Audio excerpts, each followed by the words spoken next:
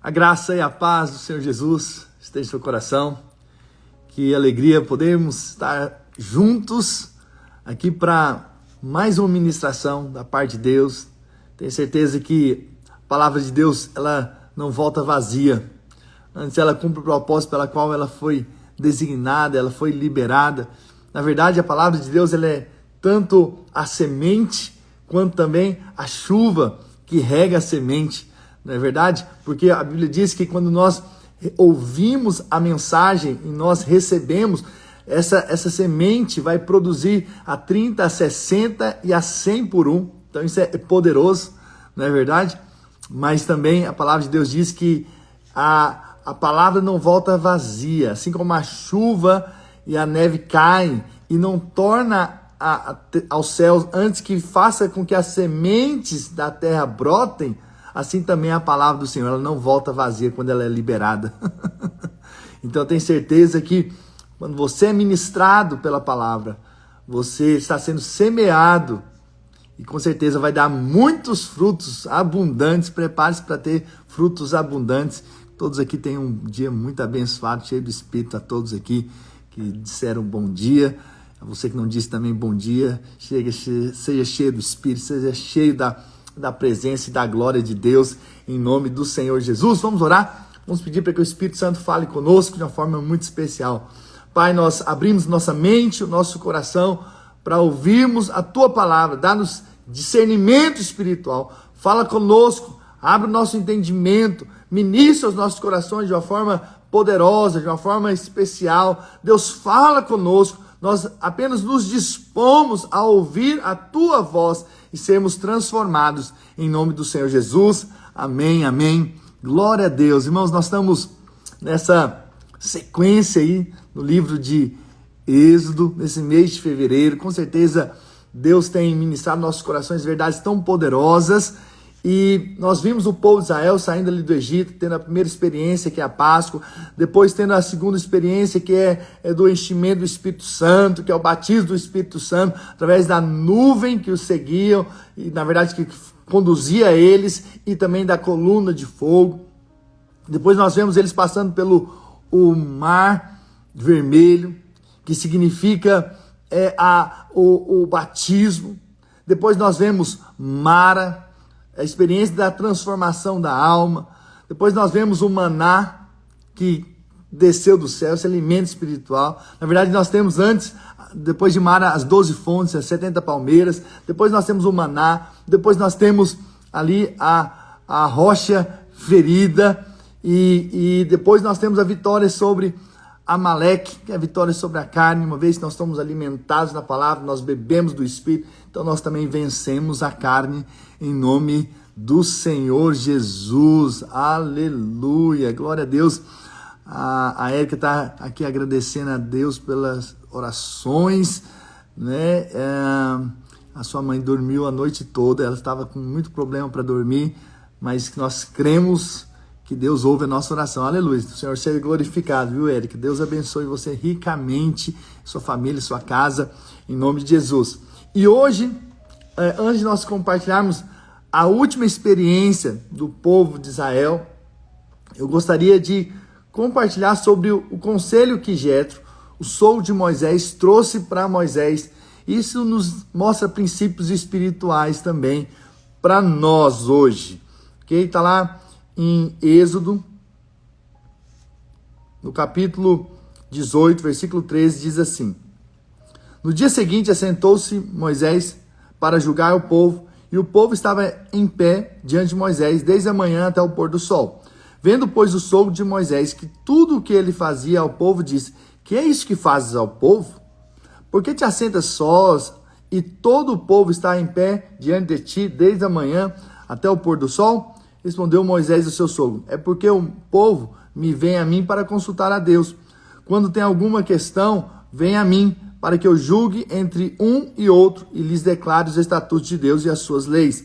O sogro de Moisés, porém, lhe disse: Não é bom o que fazes. Sem dúvida desfalecerás tanto tu como esse povo que está contigo, pois isto é pesado demais para ti.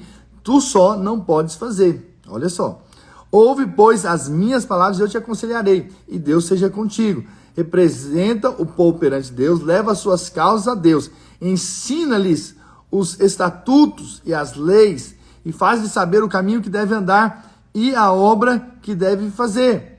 Procura dentre o povo homens capazes, tementes a Deus, homens de verdade, que aborreçam a avareza.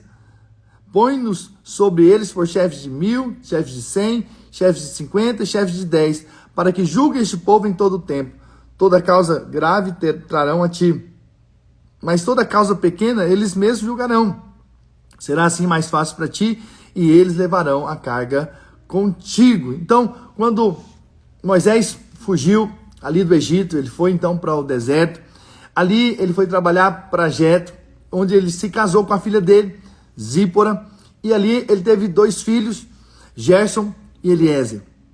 E num determinado momento, Moisés mandou ali a sua esposa e os seus filhos para a casa do seu sogro, de Jetro. E porque eles não passaram pelo Mar Vermelho. Eles vieram depois de algum tempo que eles vieram. E o sogro então trouxe a filha, né, esposa de Moisés, e os filhos, né, os netos ali, que são filhos de Moisés. E nesse momento, então, Jetro ouve das maravilhas que Deus fez com o povo, Moisés testemunha, mas no outro dia, Jetro sai para estar com Moisés. E ao vê-lo atendendo todo aquele povo, ele falou, deixa eu te dar um conselho.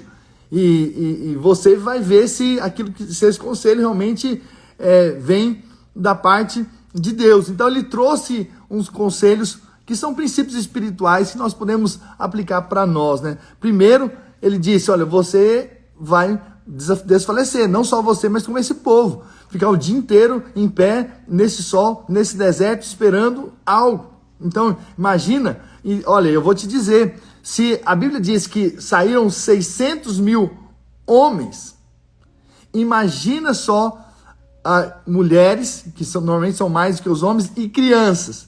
Então vamos dizer que poderia haver ali naquela nação de Israel, naquele povo de Deus, 3 milhões de pessoas. E está lá Moisés atendendo cada um. Por quê? Porque eles queriam saber uma resposta da parte de Deus às suas questões, às suas situações, a demandas que eles tinham uns com os outros. Então eles queriam que Moisés julgasse a causa deles. E aí então, agora, não é o papel do pastor, por exemplo, dar todas as respostas, mas com certeza o papel do pastor ou do líder é fazer com que o povo, os discípulos, aqueles que estão ao redor, também aprendam a ouvir e a perceber a voz de Deus. Amém? Quando pessoas vêm e conversam comigo e querem uma opinião, querem saber algo, mas sabe de uma coisa? O meu papel é sempre levá-los a também ouvir e perceber as direções de Deus. Esse é o meu papel como líder. Mostrar às pessoas o caminho que elas devem andar, que elas devem conduzir para ouvirem de Deus. Então é muito importante. E aí nós vemos Jetro dizendo isso. Depois Jetro falou assim, olha, mas você coloca eles em oração. Coloque eles diante de Deus. Ore por eles.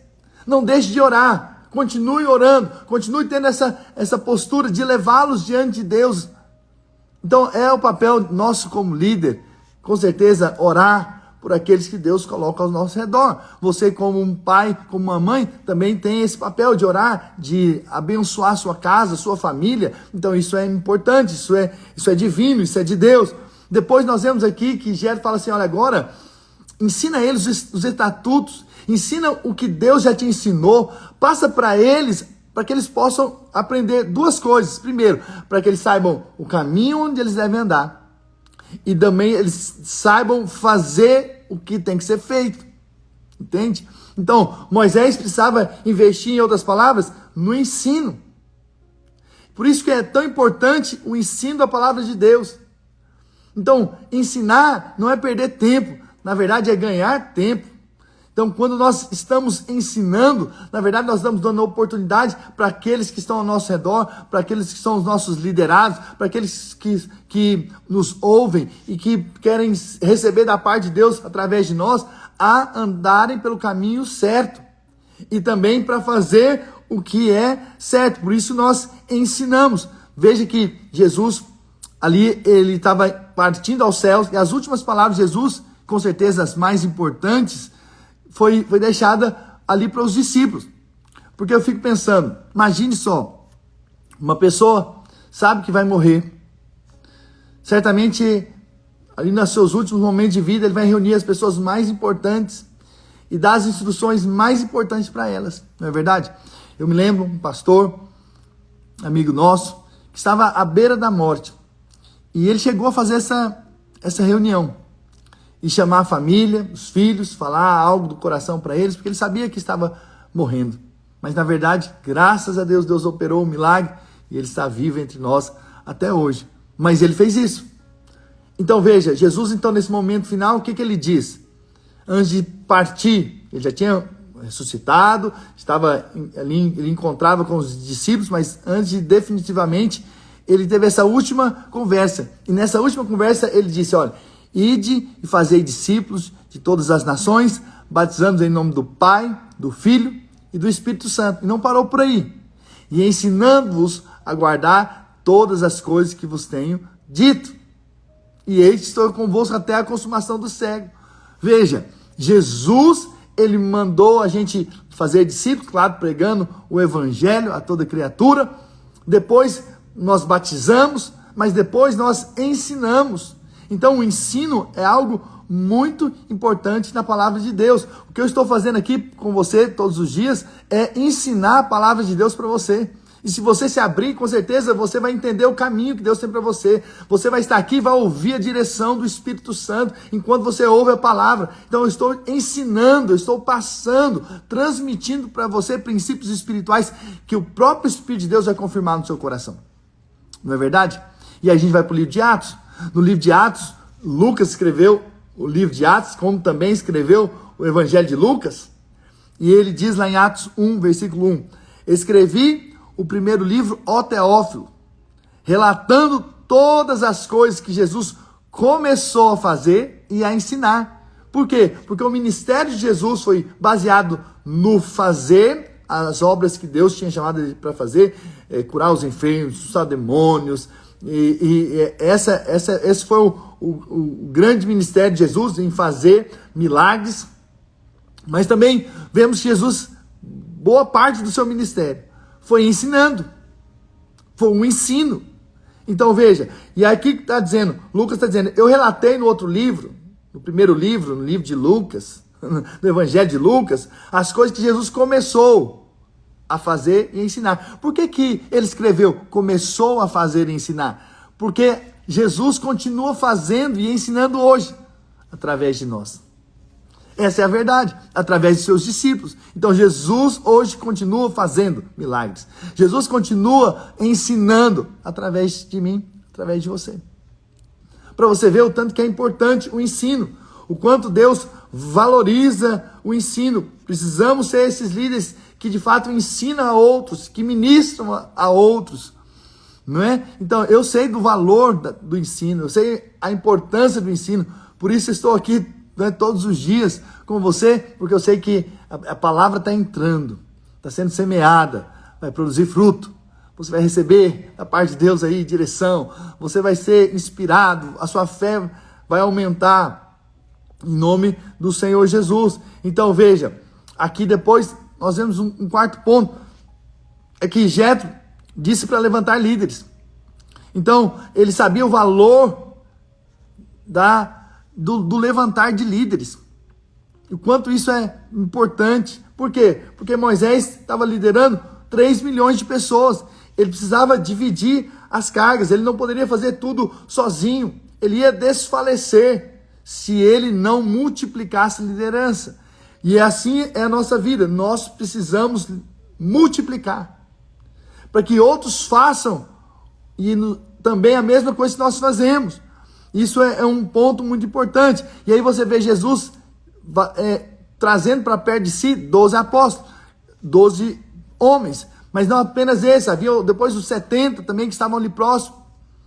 Podemos dizer que havia um outro grupo ainda que o viu de 500 pessoas. Mas sabe de uma coisa? Jesus estava rodeado de pessoas que estavam sendo formados, os próximos líderes, a próxima equipe. Por isso que é importante nós andarmos juntos. Por isso que é importante os mais velhos treinarem os mais novos. Por quê? Porque os mais novos, eles vão cooperando com o ministério, com a obra que Deus tem para fazer nessa terra. Mas também, quando você ensina, quando você passa a outros, quando você levanta outros, você na verdade está se multiplicando. E aí você vê Moisés separando os chefes de 1000, de 100, de 50 e de 10. Cada um na sua medida. Ele estava podendo influenciar e cuidar ali daquele grande povo, daquela grande nação. E aí nós vemos também Moisés também trazendo Josué. E Josué é essa pessoa que foi depois o sucessor de Moisés. Então você vê que Moisés estava rodeado de líderes, de pessoas. Ele precisava disso para, com certeza, conseguir liderar toda aquela nação. E aí então, Jetro falou assim, olha, agora escolhe homens que são capacitados.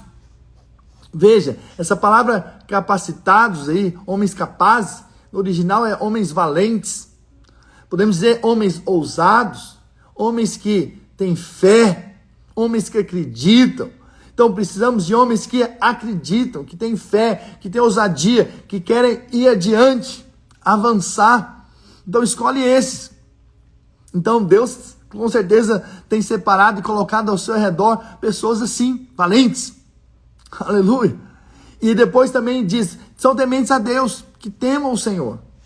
E esse temor não é um medo do Senhor, mas são homens que querem fazer a vontade de Deus, que não tomam decisões baseadas em si mesmos, mas estão preocupados, estão querendo fazer a vontade de Deus. Eles não querem fazer as coisas erradas, pelo contrário, eles querem agradar a Deus, eles querem fazer as coisas certas. Entende? E aí também fala dos homens de verdade, que aborrecem a avareza. Por quê? Porque esses homens não podem ser dominados ou governados pelo dinheiro. O dinheiro não pode definir o que eles fazem ou deixam de fazer. Então você vê que Jetro, ele traz um conselho que é divino. Nós precisamos sim de homens capazes, que com certeza que dependem completamente do Senhor, homens que temem a Deus, não é verdade? Homens de verdade que aborrecem também a avareza, que não são presas aí ao dinheiro, a mamon. E são com esses, Moisés, que você deve ir. E você deve dividir as cargas.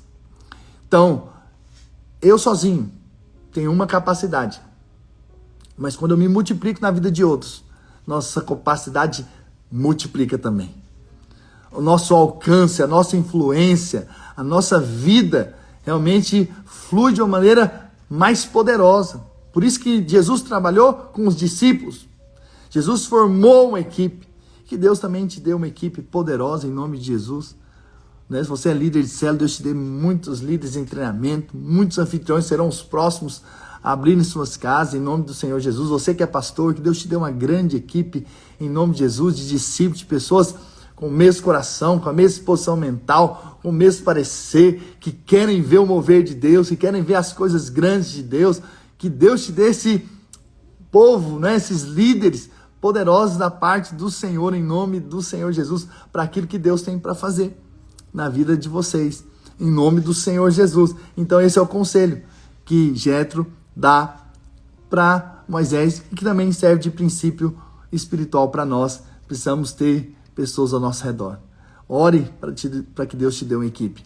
Ore para que Deus te dê trabalhadores junto com você, para que a obra que Deus tem para fazer através da sua vida possa se multiplicar abundantemente em nome do Senhor Jesus. Amém?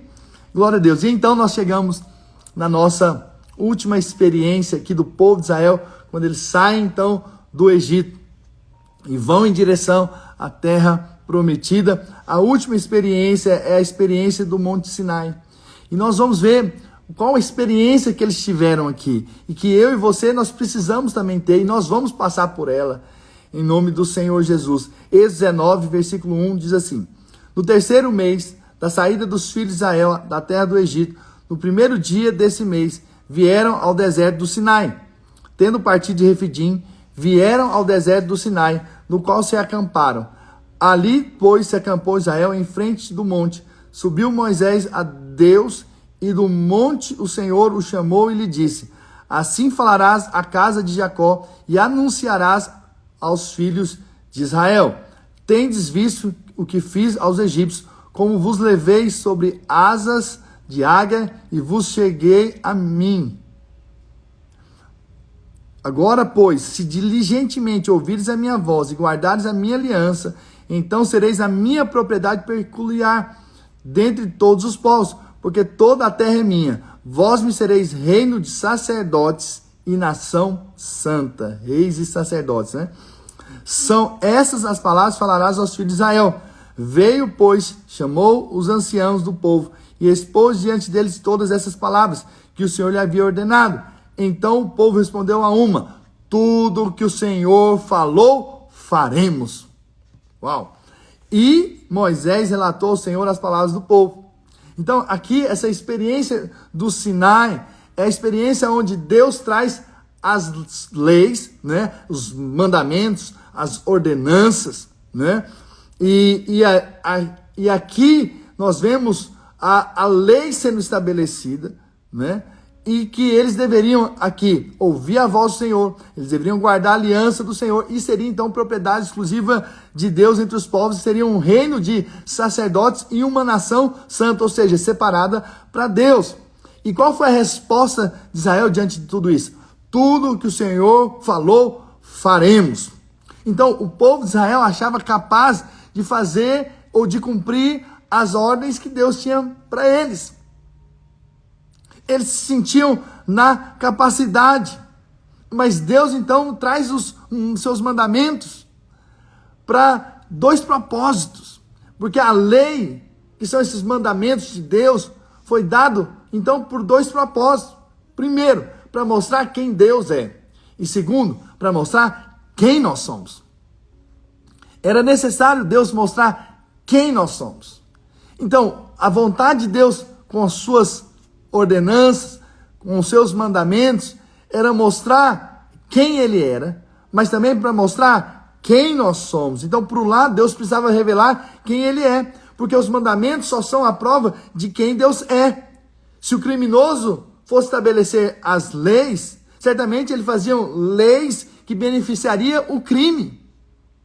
Então, quem é mau caráter vai estabelecer leis que vão colaborar com aquilo que ele é, mau caráter, um criminoso. Concorda comigo? Então, com certeza, pessoas com más intenções vão fazer leis com más intenções também. Entende? Por quê? Porque é apenas reflexo daquilo que eles são. Então, a lei as nossas leis são fruto de quem nós somos. Então, é escrever para não adorar outros deuses. Deus se revela como um Deus santo. Não dá para servir dois senhores. Tem que ser só um. Tem que ser apenas para mim. Não porque Deus era egoísta. Não, porque Deus é Deus. E Deus é o Criador. E Ele é o verdadeiro Deus. Ele só está mostrando quem Ele é. A posição que Ele é. Então, quando Deus diz para honrar pai e mãe, Ele está dizendo: eu sou um Deus de honra. Os mais novos honram os mais velhos. Então Deus está mostrando: eu sou um Deus de honra. Ao dizer para não roubar, Deus está mostrando que eu sou um Deus justo. E se você quiser, me peça, não precisa roubar. É um Deus de justiça. Quando a Bíblia diz para não dar falso testemunho, para não mentir, a Bíblia está dizendo, em outras palavras, que Deus é um Deus verdadeiro e não um Deus mentiroso. Entende? E que Ele não quer que você minta, mas que você fale a verdade, porque Ele é a verdade. Entende? Quando Ele diz para não cobiçar, ele está, em outras palavras, dizendo: eu sou um Deus bom, você não precisa cobiçar, você apenas precisa voltar a mim e eu voltar para você também. Não precisa cobiçar o que é do outro. Está vendo que a lei vem para mostrar quem Deus é, ok? Mas a lei também vem para revelar quem nós somos. Então, a lei veio para mostrar que eles não eram capazes de fazer tudo. Pode falar que nós vamos obedecer a tudo que o Senhor falar. Uau! Eles se achavam bons, eles se achavam capazes, mas ninguém é capaz. Ninguém é capaz de cumprir a lei. Então, a lei foi dada então para mostrar quem nós somos. E onde não há lei também, não há transgressão. Então, se não há lei, então não houve também transgressão. Olha o que a Bíblia diz em Romanos 4,15. Mas onde não há lei, também não há transgressão. Então, você só sabe que transgrediu uma lei de trânsito, por exemplo, de velocidade, porque você viu a placa. E quando você viu a placa, que era 80 km por hora, e você passou a 120, você naquela hora quebrou uma lei. Por quê? Porque havia uma placa lá, sinalizando uma lei que você deve cumprir. Então aqui nos Estados Unidos, por exemplo, tem placa em tudo quanto é lugar. Se você quer saber a lei, pode, principalmente de trânsito, pode olhar porque vai ter a placa. Se não tiver a placa, você está livre. Mas se tiver a placa, dá uma olhada, observa a lei. Porque senão você pode ter consequências. Do nada pode aparecer a polícia. Então, e eles fazem questão de colocar bem visível a lei. Para quê? Para que as pessoas saibam o que elas devem fazer. Então, se não há placa, então significa, posso estacionar. Porque se tivesse uma placa, eu saberia, né? Então veja, assim também é com relação a Deus. Deus colocou então leis para mostrar o quê? Que nós somos incapazes de cumprir toda a lei. Ontem eu estava dando aula e eu comentei daquela parte da mulher pega em adultério e que Jesus estava escrevendo algo na areia, né? E aí o irmão falou assim: pastor, tem algum lugar que fala o que Jesus estava escrevendo na areia? Eu falei: olha, não está escrito não, mas eu suponho que Jesus estava colocando lá os 10 mandamentos, né? Não adorará outros deuses, não fará imagem de escritura, né? Guardar o sábado ali, que mais? Não dirá falso testemunho, não furtarás, não roubarás, não matarás. E foi indo. E talvez alguns falam assim: não, isso aqui eu toquei. Mas chegou ali na cobiça. E todos cobiçam. E aí, uma lei quebrada, você se torna criminoso. Você não precisa de duas. Você precisa apenas quebrar uma lei. Então, eles perceberam, ali, pela consciência deles, que todos tinham falha, aqueles que queriam tacar a pedra naquela mulher. Então, veja, a lei veio para mostrar que nós somos incapazes de cumprir toda a lei. E que nós não podemos relacionar com Deus baseado naquilo que nós achamos que podemos fazer, ou pelo nosso comportamento, ou pelo mérito. Então, se eu me comporto, Deus me ama. Mas ninguém se comporta. Ninguém é capaz de ter a santidade que Deus tem. Na verdade, só podemos chegar diante do Senhor por causa do sangue. Eu estou dando aula de Levítico e ali nós vemos tanto que os animais eram sacrificados, porque o homem não poderia ser aceito se não houvesse o holocausto, se não houvesse a oferta que subia como aroma suave diante de Deus, que era aceito por Deus, porque Deus só aceita o sangue. O sangue foi derramado. Então Deus só aceita por causa de Cristo, não por causa de nós mesmos. Então a lei veio para mostrar que éramos pecadores. Romanos 5, versículo 20 diz: sobreveio a lei para que avultasse a ofensa. Essa palavra diferente, avultar-se, significa abundar. Então, abundasse a ofensa. Então, sobreveio a lei para que ficasse mais claro ainda que nós somos pecadores e que precisamos do Senhor, né? Precisamos do Senhor conosco. Olha o que diz Romanos 7, versículo 7. Que diremos, pois? É a lei pecado? De modo nenhum. Mas eu não teria conhecido o pecado, senão por intermédio da lei. Pois não teria eu conhecido a cobiça, se a lei não dissera, não cobiçarás. Você acha por que Paulo pegou justamente o 10º mandamento para colocar aqui? Porque certamente ele foi passando um por um e dizendo: estou aprovado, estou até bem, estou até sendo um bom religioso, um bom fariseu, até que chegou no último e ele caiu e ele foi reprovado. Entende? Então isso para mostrar que em alguma coisa nós vamos falhar.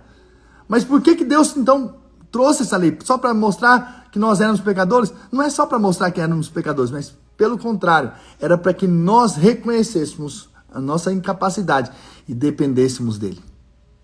E voltássemos a Deus, então nos rendêssemos a ele e pedíssemos para que ele então nos ajudasse. E essa dependência que nós precisamos. E é por isso que nós falamos sobre a graça de Deus. Por quê? Porque hoje a graça está disponível àqueles que reconhecem que não são. Então quem viu que não é, viu que é pecador, viu que é falho, então ele se rende à graça, aceita o Senhor Jesus, entrega o seu coração para o Senhor e aí a partir de então vive na dependência do Senhor, vive debaixo da graça e não mais da lei.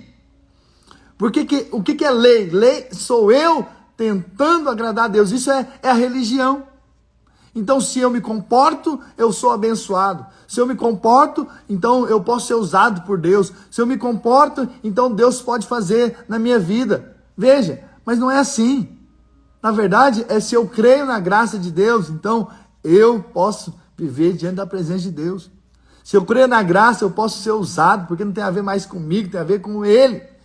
Se eu tenho a graça, eu também tenho a capacidade, a provisão para vencer o pecado, porque eu entendi que agora eu sou mais que vencedor em Cristo Jesus, que eu tenho a força que Ele pode me dar por sua graça.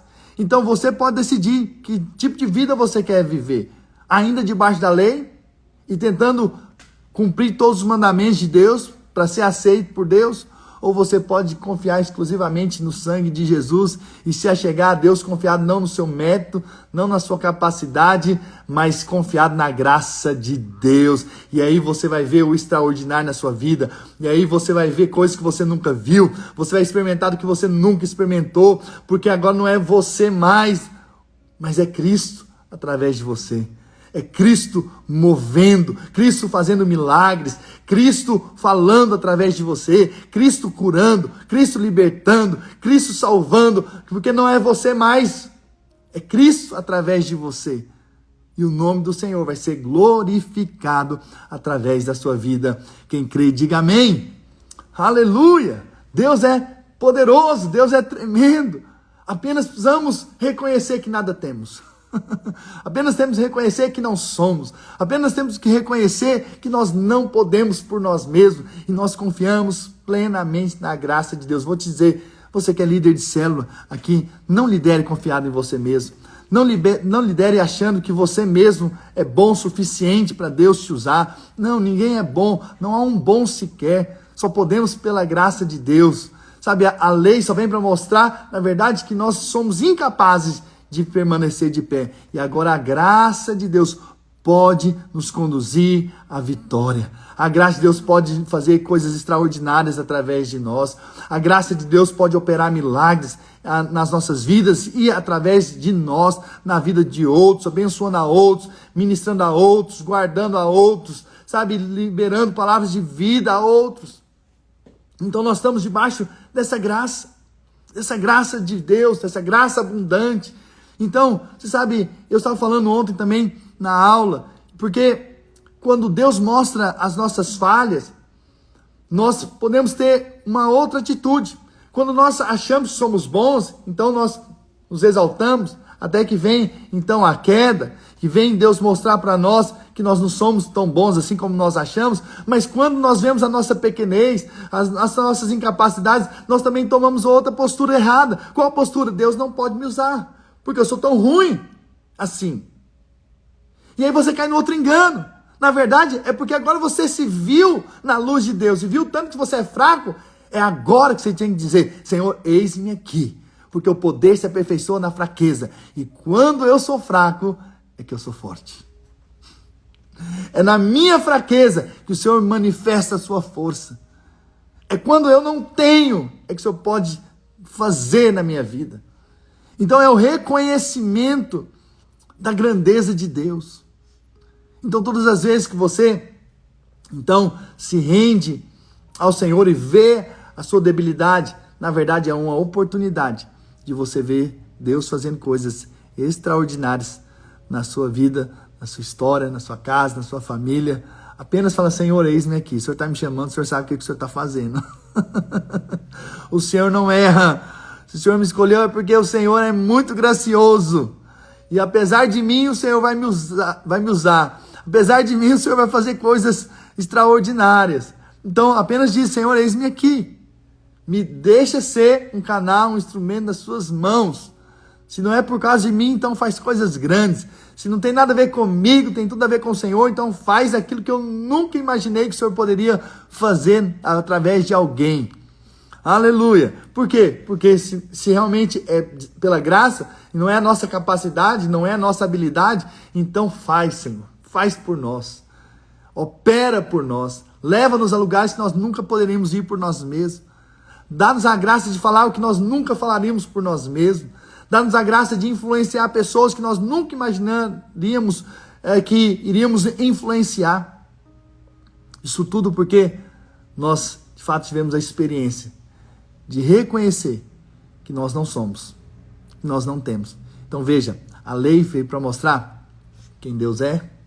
Deus é bom, Deus é justo, Deus é santo, Deus é um Deus de honra, Deus é um Deus também de descanso. Deus espera que a gente descanse também, não é verdade? Mas veio para mostrar também que nós não somos tão bons assim. Na verdade, não há nenhum bom sequer. O que temos de bom é o que sai de Cristo. O que de Cristo sai de nós, então, é o que toca as pessoas. É o que faz com que as pessoas sejam marcadas, tocadas, inspiradas. As pessoas não gostam de mim ou de você. Vou te colocar também no pacote. Eles gostam do Cristo que flui de mim e que flui de você. Essa é a verdade do Evangelho. O que as pessoas estão esperando é que Cristo se manifeste através da sua vida. Por quê? Porque Cristo em nós é a esperança da glória de Deus, é a esperança da manifestação de Deus nessa terra. Então é Cristo em nós. Então ore para que Cristo seja manifesto. Agora eu sei, para que o tesouro escondido seja revelado, a nossa alma precisa ser quebrantada. Por isso Deus permite algumas circunstâncias na vida, apenas para deixar-nos mais quebrantados e nos deixar voltar ao Senhor e deixar que Ele faça através de nós, né? Aleluia, meu. Eis-me aqui, essa é a nossa postura espiritual, né? Apenas dizer: Senhor, estou aqui, me usa. Apesar de mim, me usa. Apesar das minhas fraquezas, me usa. Apesar das minhas limitações, me usa. Sabe, a melhor coisa que nós precisamos entender é que não tem a ver mais conosco, tem a ver com Ele. Em nome do Senhor Jesus, para de colocar você no centro. Você não é o centro é Cristo. Se é Cristo, então, e Ele está te chamando, é Ele que vai fazer, é a obra dEle. Então o Sinai era apenas o lugar onde o povo deveria, na verdade, dizer: Senhor, eu não sou capaz de obedecer tudo isso que o Senhor tem para mim, mas me ajuda a obedecer. Então, na verdade, eles deveriam ter tido outra postura. Entende? Não era essa postura de fazer: não, pode deixar que a gente vai obedecer. Não. Nós não somos. Nós não podemos. Nós não podemos obedecer. É Ele que nos ajuda a obedecer. É Ele que nos ajuda a dar a resposta certa. É Ele que nos ajuda a alcançar o plano que Ele tem para nossas vidas. Porque a Bíblia diz: sem Ele nada podemos fazer. Jesus disse: sem mim nada podeis fazer. Então, nada podemos. Nem dar a resposta certa a gente consegue. Tudo é pela graça de Deus. Em nome do Senhor Jesus. Amém, irmãos? Espero que essa palavra tenha gerado fé ao seu coração. de que Deus quer te usar, que Deus quer fazer coisas grandes na sua vida. E não tem a ver mais com você, tem a ver com Ele, tem a ver com Cristo, tem a ver com a obra poderosa da cruz do Calvário, que nos libertou, que nos salvou, redimiu, nos deu uma nova vida, uma nova história, e agora nós podemos viver o sobrenatural de Deus para nós, para nossa casa, para nossa família. E hoje você vai ter um dia repleto de glória, de presença de Deus, um dia muito abundante, um dia cheio de sabedoria, um dia cheio de vida, um dia cheio de paz, um dia cheio de alegria, um dia realmente repleto de unção, de presença de Deus. De repente você vai estar lá no trabalho e você vai perceber a presença de Deus te envolvendo de uma maneira poderosa e gloriosa. Depois você vai testemunhar como seu dia foi glorioso, porque não tem a ver mais com você, tem a ver com Ele, tem a ver com Cristo. Cristo movendo, Cristo fazendo, Cristo operando na sua vida, em nome do Senhor Jesus. Se você crê, diga amém, diga eu recebo, eu me aproprio dessa palavra no meu coração, em nome do Senhor Jesus. Deus tem coisas boas para vocês, viu? Deus tem coisas boas para a casa de vocês, para a família de vocês. Deus é bom, sempre bom, mesmo quando a gente não entende, mesmo quando circunstâncias muito difíceis vêm sobre nós. Saiba que todas as coisas cooperam para o bem daqueles que amam o Senhor e andam segundo o seu propósito. Com certeza o fato de você estar aqui é um grande sinal de que você quer fazer a vontade de Deus e andar segundo o propósito dele. Com certeza seu coração é de amor pelo Senhor. Não é? O fato de você estar aqui sendo ministrado pela palavra de Deus em nome do Senhor Jesus. Amém, irmãos? Que alegria. Sabe, nesses dias nós estamos num jejum aqui na Videira Flórida. Quero dizer para vocês que estão aqui, que são da nossa igreja, nós estamos falando sobre causas impossíveis, e eu creio que Deus vai fazer coisas impossíveis, não só na nossa igreja, mas cada irmão que está aqui. Quero declarar que nesses dias nós estamos orando por causas impossíveis, impossíveis para nós, mas tudo é possível ao Senhor e também ao que crê, e nós cremos que Deus fará coisas extraordinárias, Deus fará coisas grandes em nome do Senhor Jesus. Deixa eu orar por você.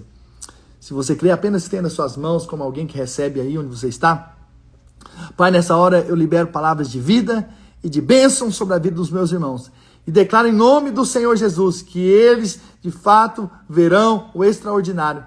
Porque eles estão debaixo da graça de Deus, do favor imerecido. E por isso eles podem desfrutar de paz, podem desfrutar de alegria, podem desfrutar do amor do Senhor, eles podem desfrutar da presença gloriosa de Jesus, eles podem desfrutar da ousadia, da intrepidez, porque eles são cobertos pelo sangue de Jesus, e por isso eles são benditos, eles são abençoados, eles são prósperos, eles são bem-sucedidos em tudo que eles colocam as mãos, porque a bênção e o favor do Senhor está sobre a vida dos meus irmãos, em o nome do Senhor Jesus.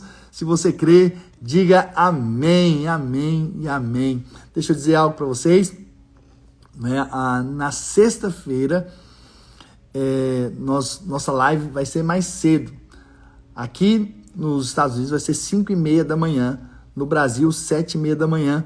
Porque vai ser nessas próximas 3 sextas-feiras. Porque nós estamos aqui no jejum. E nós vamos orar das 6 às 7. A minha rede está convocada, vocês que são aí da minha rede aqui, eu quero lembrá-los que nós vamos ter oração. Nós oramos normalmente a oração dos homens na sexta, mas nessas próximas 3 semanas, toda a rede está convocada para nós orarmos pelas causas impossíveis. Nós vamos impor as mãos sobre vocês, vamos liberar palavras de vida e de vitória e de milagres em nome do Senhor Jesus. Eu conto com vocês que estão por aqui. Amém, Fábio? Você é nosso tangedor oficial, hein? Conto contigo. E com certeza vai ser uma grande bênção. Irmãos, que alegria poder estar com vocês aqui. Até aqui, obrigado por vocês terem chegado até aqui. Vocês são mais que vencedores, com certeza. E com certeza vocês têm fome e sede do Senhor. E Deus vai recompensar cada minuto gastado na presença dEle, sendo semeado pela palavra. Isso tem poder espiritual. Você vai ver o extraordinário em nome do Senhor Jesus. Amém? Que Deus possa abençoar. Não deixe de compartilhar. Não deixe de nos seguir também nas redes sociais, no YouTube, aqui no Instagram, né? E também de entrar no nosso grupo, onde eu vou liberar esse material que nós estamos ministrando aqui. Ainda esse mês de fevereiro, em nome de Jesus, vai chegar nosso segundo livro, segundo volume, dessas histórias que nós estamos compartilhando aqui. Para isso você precisa entrar no grupo que está na nossa bio aí, no WhatsApp, tá bom? Para você receber todos esses 12 livros durante o ano de 2025 para a glória de Jesus, amém? Tamo juntos, Deus abençoe, amo vocês, grande abraço.